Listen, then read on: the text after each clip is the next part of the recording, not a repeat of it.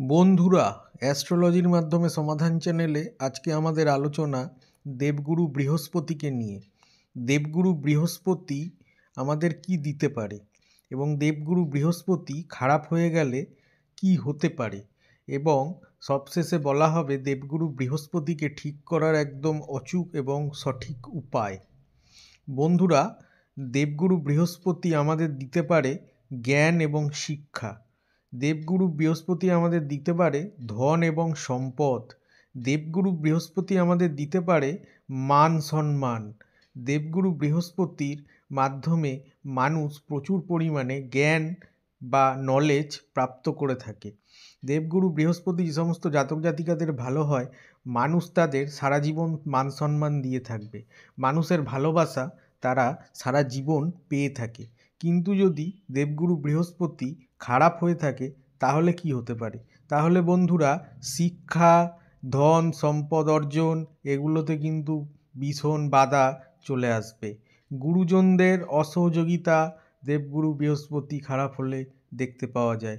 এছাড়াও মানুষের জন্য করলে মানুষ তাকে সেই কৃতকর্মের জন্যে কোনো ক্রেডিট দেবে না, সেই ব্যক্তিকে কোনো মান সম্মান দেবে না, সেই ব্যক্তির প্রতি কোনো ভালোবাসা তাদের মধ্যে থাকবে না।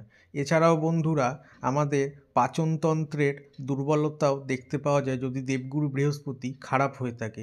বারবার পেট খারাপ হতে পারে।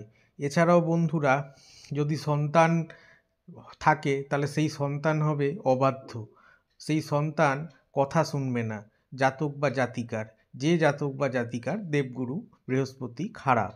এছাড়া বন্ধুরা, জীবনে প্রচুর অশান্তি, জীবনে সাংসারিক অশান্তি এবং প্রচুর অর্থকষ্ট দেখা যাবে যদি দেবগুরু বৃহস্পতি খারাপ হয়ে থাকে। এবার আসি বন্ধুরা, এই খারাপ দেবগুরু বৃহস্পতিকে ঠিক করার অচূক উপায়। আমাদের বন্ধুরা শরণাপন্ন হতে হবে মা তারার।